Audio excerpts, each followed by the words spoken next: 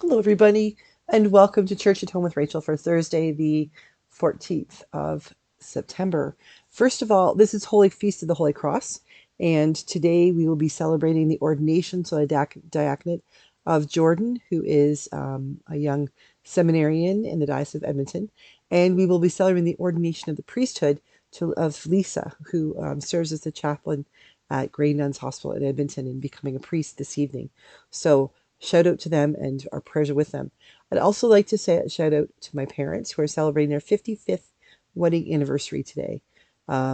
It's absolutely unbelievable. It seems that, when I was a kid, it was normal that people made their 50s plus years.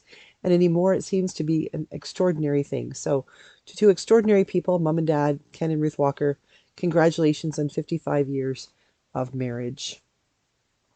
Today, I'd like to talk to you about scripture. And I know from all kinds of comments that I've seen on my videos and other people's videos, scripture is just one of those things that seems to be a hot button topic.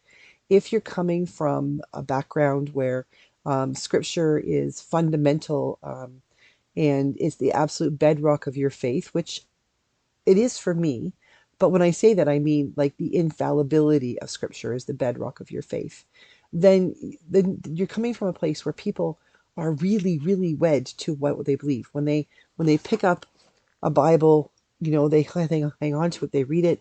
It's important to them. That's awesome that it's important to them. And they really immerse themselves in what it says and how they interpret what it says. And it has an incredible impact on their lives. It's not a bad thing.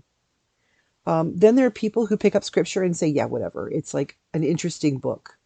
There, we can't dismiss it as like a Harlequin romance or Danielle Steele because there are things called extra biblical resources out there. So pieces of paper, papyri, um, scripts that are out there. There are recordings of works that are not in the Bible that refer to the Bible or parts of the Bible, which give us that make sure that we know that this Bible has what was inside the Bible was placed within a certain particular period of time. So it's not like somebody just in 1970, 17, 15 decided we're going to make this thing up and pretend it was ancient.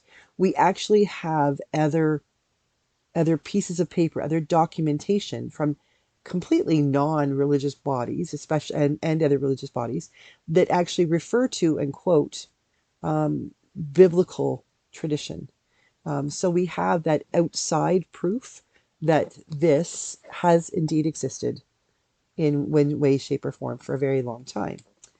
And I think it's really important that the people, this is going to sound awfully condescending to people who are of a more fundamentalist background, and I don't intend it to be.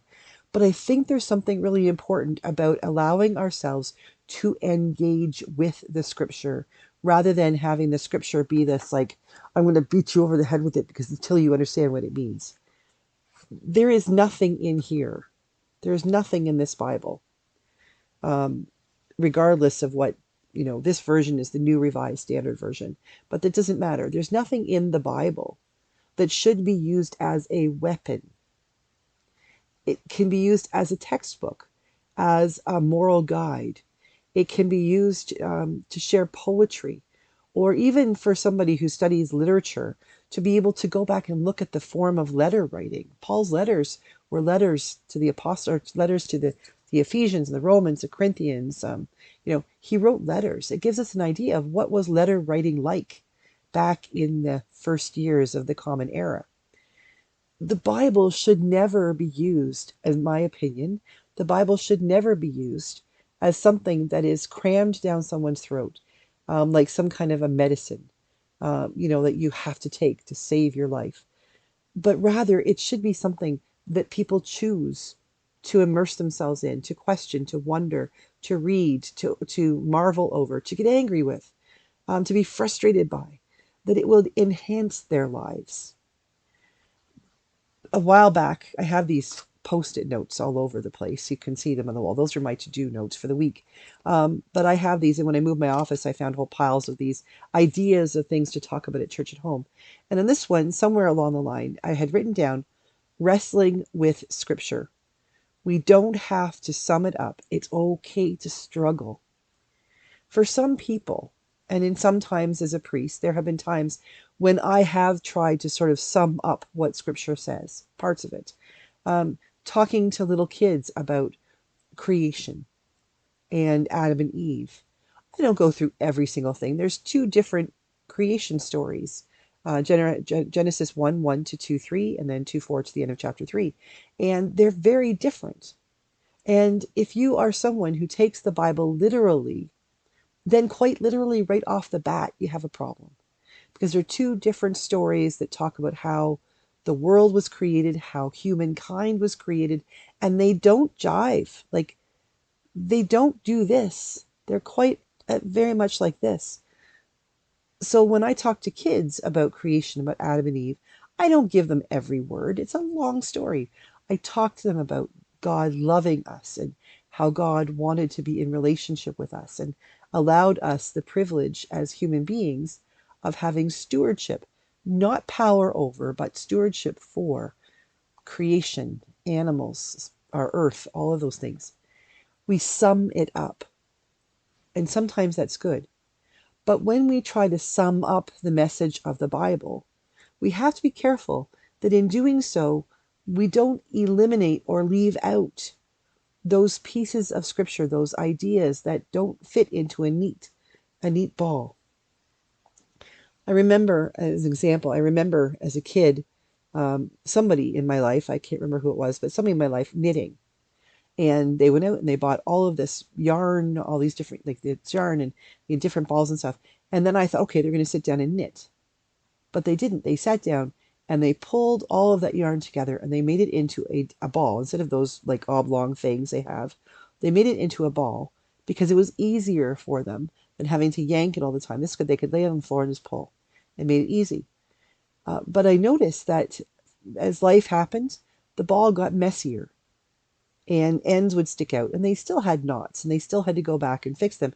Even though they tried to make that ball as neat as possible to begin, things happened and it became messy. But that didn't mean they threw the ball away. It just meant that they worked with the ball, and sometimes they would give it a shake to loosen it up, or they'd have to go back and untie a knot. But they had patience with it. And then we have to do the same thing with the Bible. We need to struggle with it. We can't expect that many different writers, there are many different, there's dozens of different writers of this pieces of this Bible, that they didn't all sit down together at a board table and say, okay, we're going to come up with a plan and how we're going to write the Bible. No, other people came up generations after the Bible was written and sat down around a board table or a council table or something and said, how are we going to help manage these things, these stories? How are we going to bring them together into one work that we can then handle? And some things were chosen and other things were left out. But all of these things came together and became what we now know as the Bible, or the canon of the Bible. And it's okay that we struggle with it. The coming together, the bringing together of the parts of the books of the Bible was a human effort. The work that is in it was inspired by God. I do not for a minute believe that God spoke into the ear of every writer and said, write this. Because there's different translations, there's different understandings of what things mean. I do believe that God spoke into the lives of the people who wrote the Bible and said, share the story. Share the story. And then people will listen to the story, and I, God, will speak through the story you have written and through their own imaginations, and so that we will all together understand the word that I am sharing with them when they read it, when they hear it, when they live into it, when they understand it, when they struggle with it. At no point do I think God ever presumed that that anybody would sit down and write this and every single person would exactly understand it exactly the same way. Never.